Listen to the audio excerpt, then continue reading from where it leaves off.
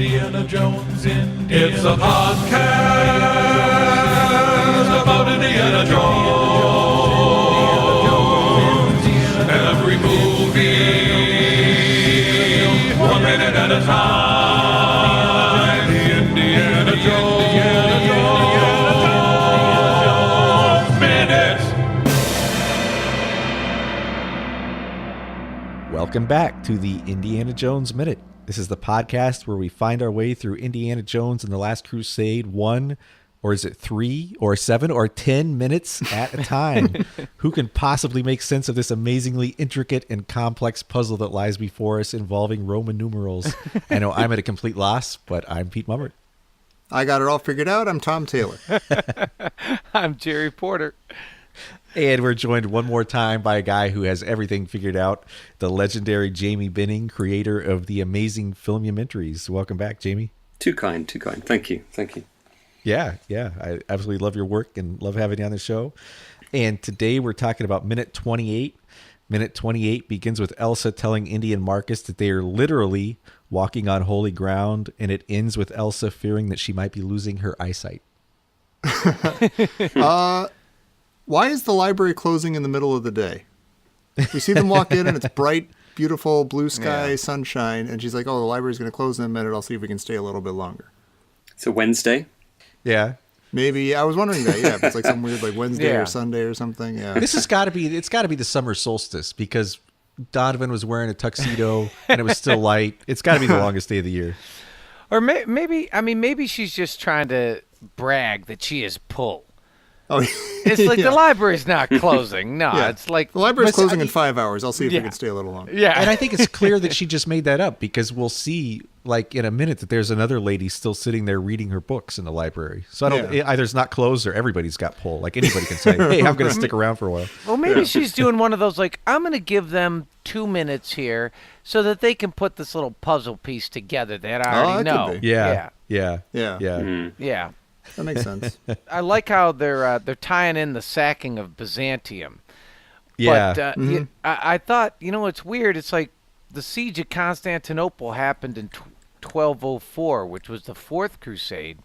I thought these Knights brothers were on the First Crusade. So maybe the library is just a big public storage for Christian looters. Although much of Venice is storage for Christian looters when they looted Byzantium. Like the whole city's filled with treasures that they stole from the Byzantines. You know what's funny? Maybe she's just pointing that out. I was looking that up, and it's like, of course, you have the 4 horses from the Hippodrome, right, in Constantinople, and it's on to the top of St. Mark's. Yeah. And you're like, that's hysterical. It's like because they leave them up there, and you kind of look at them, and you're like, oh, I remember going to St. Mark's, and you're like, oh, it's supposed to be like the Matthew, Mark, Luke, and John, and the 4 horses. And you're like, no, it's not. It has nothing to do with anything religious at all. This is just we stole these from we the literally most powerful stole empire these, on earth. Yeah, and we're putting them on top of our church. That's it. I was wondering about these columns already have the lion on them, which is the symbol of Venice. And I was wondering did they carve these lions onto the columns after they stole them, or did they steal them because they had lions and like, hey, that's our symbol. Let's take these. Yeah, that fits with our look. Matches the sofa. Yeah, pull the whole library together. Well, I shouldn't, I know I'm not supposed to laugh at others' misfortunes, but, when you think about history and this whole Fourth Crusade, especially the Fourth Crusade, that, the sacking of Constantinople, I mean, it is kind of funny because you have these Christian crusaders. They're all probably hopped up on a little too much energy drinks, and they set out to wrestle back the Holy Land from the Muslims, but they get distracted and they get that fortune and glory bug. And then they wind up ransacking and laying waste to the greatest Christian city in all of Christendom. Yeah. It's like, and ironically, Constantinople never really was the same after that. And ultimately, it helped the Muslims conquer Constantinople later on in 1453. Well, yeah, and the whole reason that the Crusades were called in the first place was to help out Constantinople from Muslim invasion. Like Constantinople asked for help. And, the emperor wrote to the Pope and said, hey, can you send us some help? to help with our territory here. We're under attack. And that was the initial call for the Crusades was, hey, we're going to help our Christian brothers in the East. And then it devolved eventually into, hey, we're going to go steal from these guys that ask for help. I don't know. It's like only history can be so goofy and ironic. Yeah. I love, it does. I know you read about that stuff. I mean, it's a little bit more complicated than that. I was reading all about the Fourth Crusade and the there's all sorts of back and forth. And I came across what you're talking about, Pete, where they built the ships, the Venetians created a fleet, and then the Crusaders couldn't pay the Venetians for them, so they go sack the road, the road down the way. Yeah, yeah. And then I got I got along to the Children's Crusade, and that was a hoop, like all the kids get sold into slavery. But the Venetians, I mean, they were brilliant and they were very cynical, and there's a reason they created the most wealthy, fabulous, capitalist city on earth, is they were very shrewd about how they did all this stuff. Yeah. Mm. So we're going to find like a tomb under this church or a library church. And, it's a Christian addition to these catacombs or something. So was that put in after these columns were brought to the library? Is that the idea? I'm just trying to put together like what the Roman numerals are leading them to and how they work, and it's really confusing. Like I have to go back. Like, do we even know do they know exactly what they're looking for right now in the church, in the library? No, because in a minute, Indy's going to do the ultimate mansplain and be like, "Don't you get it?"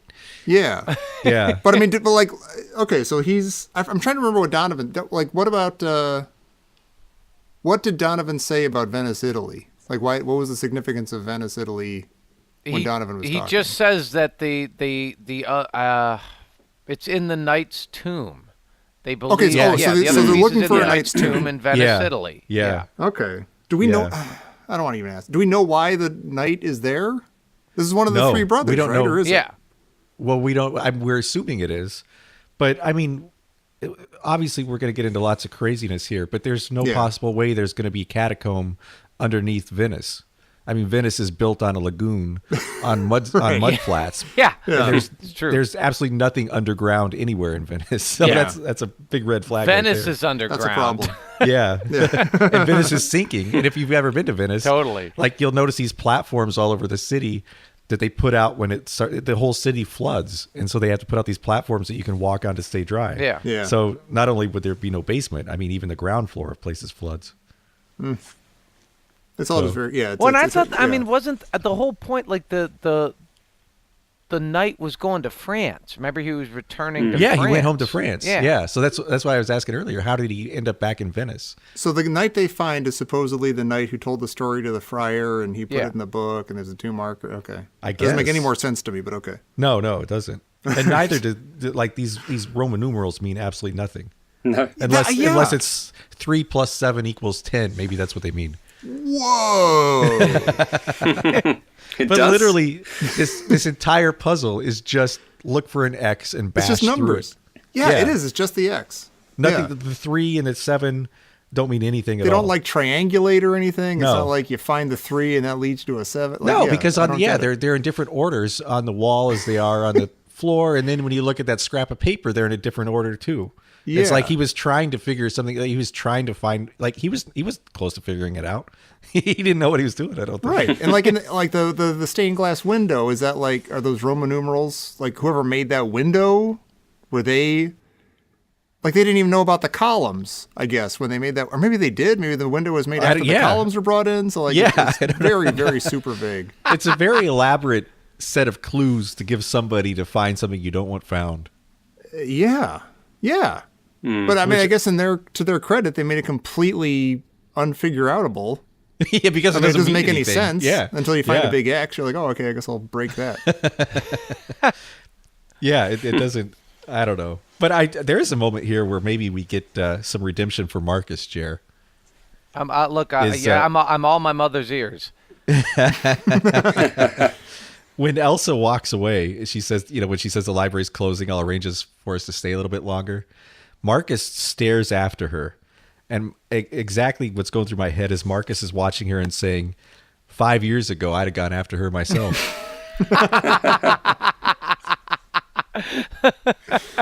Possible. Well, yeah. If Indy wasn't there, maybe now. Yeah, right. Yeah. Right. She seemed kind of excited to meet him. He Yeah. appreciated that he took his hat off to the lady. Maybe he got a letter back from Henry, you know. Yeah. For a good time. She likes men of our age group. Score. We zoom into Indy opening up the diary because he's all excited because, I've seen the window before, I've seen those numbers, whatever. And you see him holding open the page with that corresponding drawing. Uh-huh. And he's got this slip of paper under his thumb on the right side of the page. And I've got nothing but questions. It seems like that's there. I don't know why that's there, for one thing. Like, is it a bookmark, or is it, like, for the movie's sake, is it covering up something that we're going to see later that they don't want to give away yet or something? But did you But read also, it? it's like, I did. It's all about, like, marriage rates dropping in, like, the 1930s and 40s or something. It comes from the it literally comes from the future. It talks about marriage rates in 1943 and how they've been declining because of World War II. So he's literally got a piece of paper from the future in his book. Yeah. And it's a really dodgy edit there. Have you noticed that? As it does the sort of typical Spielbergian track in, like it's going to go up and into the book, and then there's a cut. Oh, I didn't notice that. It's a really bad insert. It doesn't even look like the same lighting. Oh, weird. It's weird. It's probably not even Harrison's hands. Oh, you're right. Yeah. Oh, it's funny. But it's weird. Why did they put this piece of paper in that's obviously way anachronistic? That is so weird. Yeah, like, I don't know why they needed a piece of paper. I don't know why they chose a piece of paper with messages from the future on it. Which is very, very... It's like typed. Yeah. It's like really weird. It's not like they could easily have like a random scrap that he stuck in there with some of his notes. Or it could have been like the Roman numeral piece of paper or something. With the little numbers on it. The only thing I could figure out was it's talking about the sharp upswing in marriage expected after the war ends. Maybe that's a nod to Marion. Maybe, yeah. Yeah. For all those eagle-eyed viewers.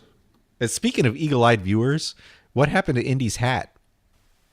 Oh, that's a fantastic question. Maybe they made him take it off when he came in because Marcus doesn't have his either.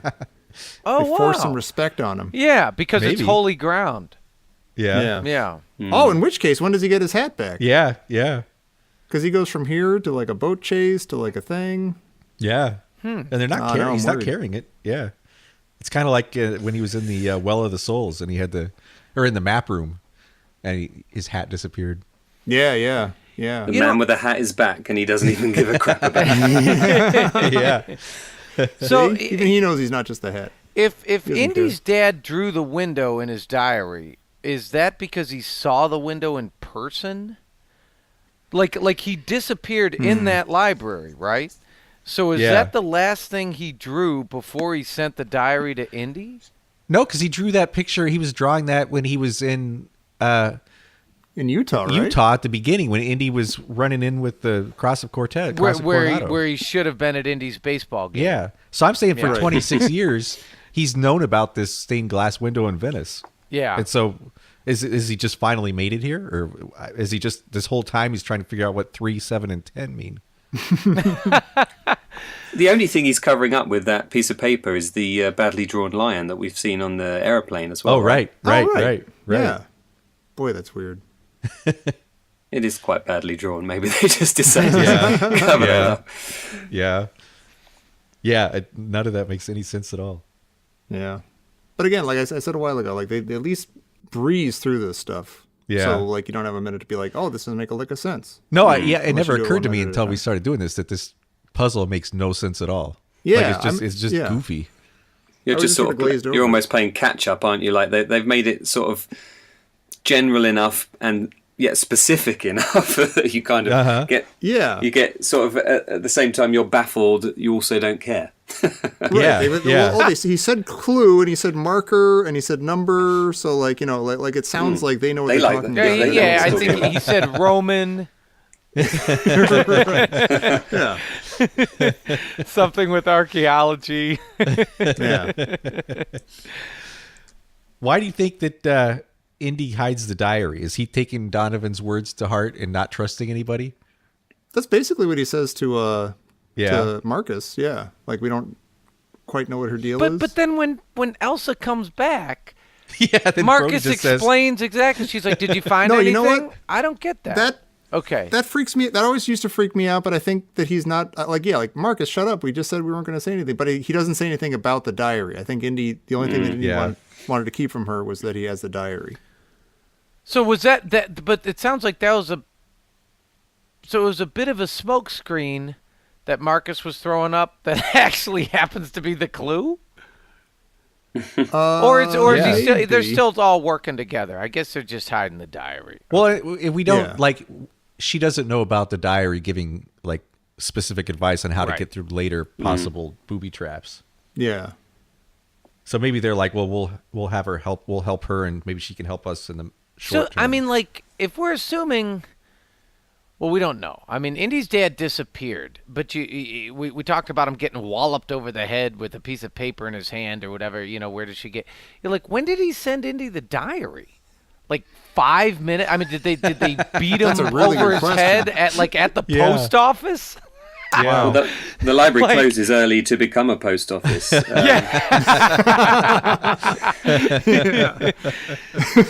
Yeah, I mean, he's like, oh, they're on to me, and they know that, and so they're gonna kill. You know, they're gonna kill me, or at least bludgeon me over the head.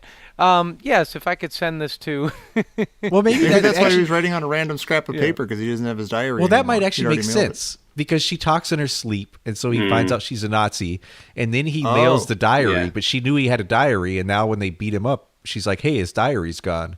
So Yeah. now they have to go for Indy. Now they're like, Yeah. "Oh, we got to see if Indy's got it." Yeah, so I mean, maybe the that makes entire sense. Yeah, the entire story about him getting taken from the library could be fake. Like Yeah. she could have been like, "Oh yeah, Yeah. he mailed his thing, and we didn't know what it was. We took him, and yeah." So Right, yeah, right. so okay, so this entire thing is hinging upon the fact that she talks in her sleep. Yeah. Okay. All right, so he wakes up and is like, "Oh my God, I gotta mail this diary." It makes more sense than a lot of other stuff. Oh sure. They couldn't just have them in adjacent rooms with thin walls. They had to Yeah. He's on the phone. that other awkward plot point. But I think I mentioned before, I loved that awkward plot point was all Sean Connery. Like he was like, "Hey, I was gonna say, if yeah. Indy's sleeping with her, I am too." Like he kept wanting to show that he was Indy's equal the entire time. Yeah. So before that was an element in the movie, and he could overhear her talking in her sleep. What was the explanation then? Before that, like of how Yeah, I he don't know. found out about her and mailed a diary, and yeah. Even more I don't know. Nancy Yeah, Drew. she banged Marcus. Yeah. I There you go. don't know. Would you have been more comfortable if she'd done that, Chair? Yes. As a slightly bumbling Englishman, yes. Yes. I would. It's also not. It's not Indy's dad. Yeah. You Right. know. We also don't know that she didn't. So I mean, okay. That's true. Yeah. It's a lot Terrible. of downtime Yeah. between adventures. I don't know. I want to look for sort of redeeming qualities as a character for Elsa. We might maybe now we'll have an Elsa watch, as you said, Tommy. Yeah. Yeah. Why is she so forgettable, and is it justified? Right. There's not much to go on in this minute. She just gives a little like tour. Yeah. She's like the docent for the library. 1989 wasn't a good year for villains, though. You know, Ghostbusters 2, Right. Yeah. Back to the Future 3. Yeah. Yeah. It's not a solid See, I year can't for even remember villains. the villains from these. You're making a good point. Indeed. Wasn't it like a painting or something in Ghostbusters Yeah. 2? All right. Batman had a pretty memorable villain. That's true. That is true. That's true. He sucked up all the good villain juice for that year. Yeah. You do see that X on the floor as they walk in. And Oh. I always thought it was lame how it looked completely different from above in the later scene. But maybe you shouldn't talk about that right now. That's actually I a very didn't good notice that point. that you yeah, said. I didn't notice Yeah. that either, but I've got to keep my eye on that now. Jamie, do you have? We talk about what are your overall thoughts on Last Crusade? Where does it fit in the if you rank the movies? Indie Pantheon. Yeah. I think for a time, each one of the original three have been my favourite at certain times. You know, like this one was a film that I had on VHS, recorded off the TV in the early 90s. My sister and I would watch it constantly. It was either this or Return of the Jedi we seemed to have on VHS at that time. So it's one that I've seen many, many times, and I do love it. And, you know, I've also got nice memories of watching it with my dad. In fact, he was saying just the other day that it was on, and he still laughed at the part where they drive through the tunnel and the plane comes down and the pilot looks at them. You know, and I always remember my dad chuckling at that bit and a few of the other bits in the film. And he still said to me, you know, it's good fun. So that it kind of holds a nice place in my heart. And but yeah, I think for me, Raiders is the best.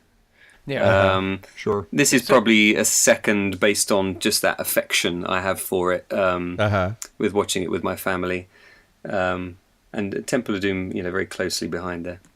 That's interesting. So many people do describe Last Crusade as a feel-good Indiana Jones movie. Well, it's fun. Yeah, it's fun It from is. beginning to end. It's just doesn't have the brooding darkness of Temple of Doom. Right. Do you know, when I revisited Raiders, when I bought them on like the VHS box set, I think it was, when I must have been about 17 or something, I was amazed at how violent Raiders was in comparison. Yeah. Yeah. Yeah, it's amazingly violent. Brutish. In a good way. Yeah. Yep. This is kind of Indiana Jones light, isn't it, this one? Yeah, this is fun for the whole family kind of Indiana Yeah. Jones. Yeah.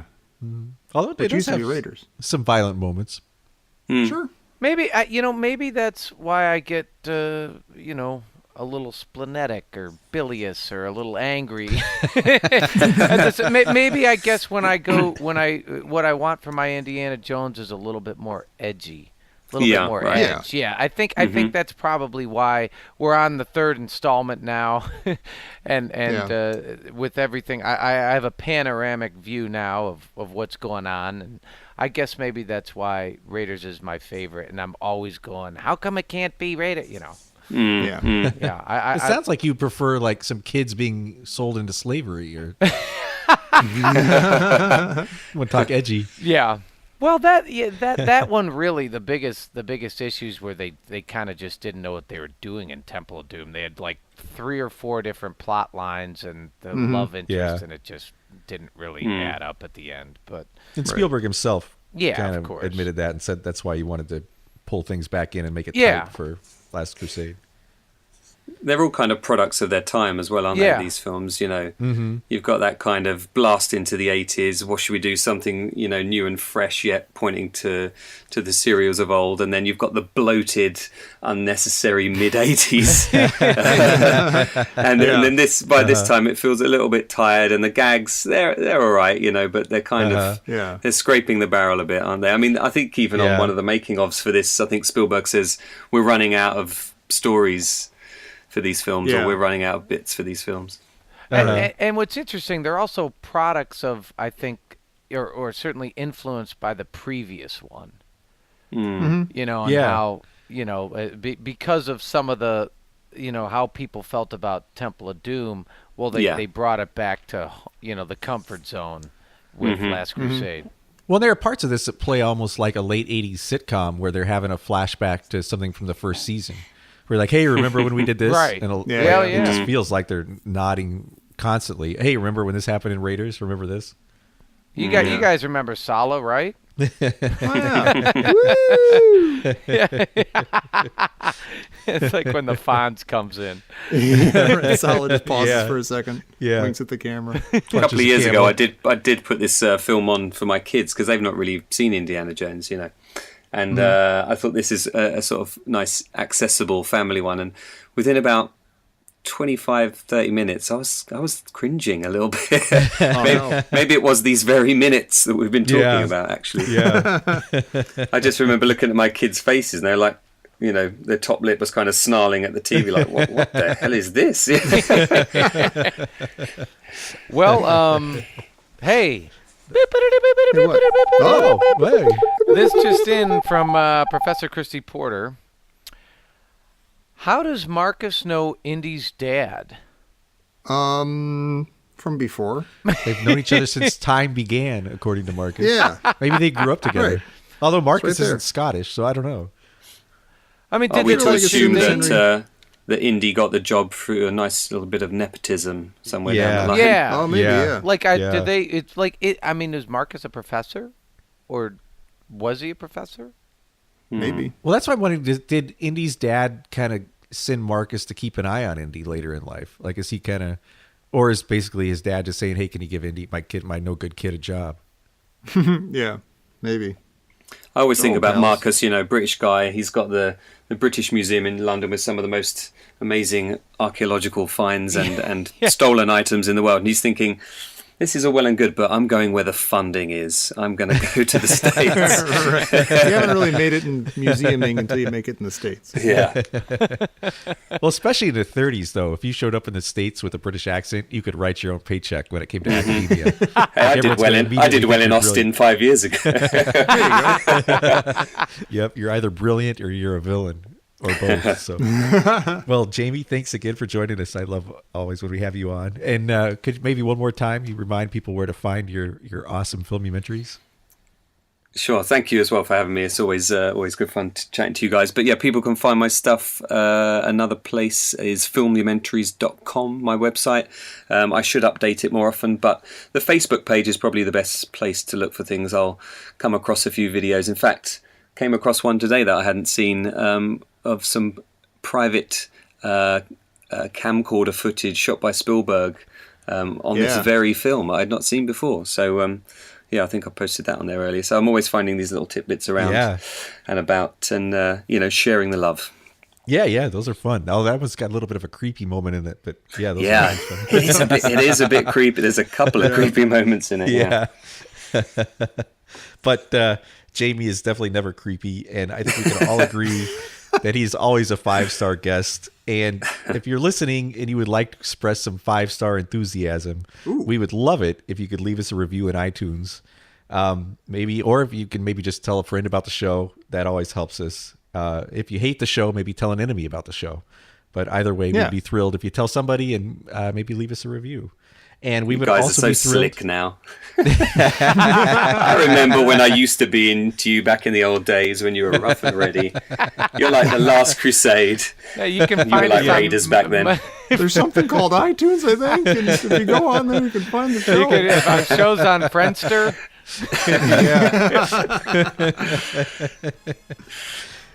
Well, we will not be slick tomorrow. I guarantee that. And you can find us back here for minute 29 of minute.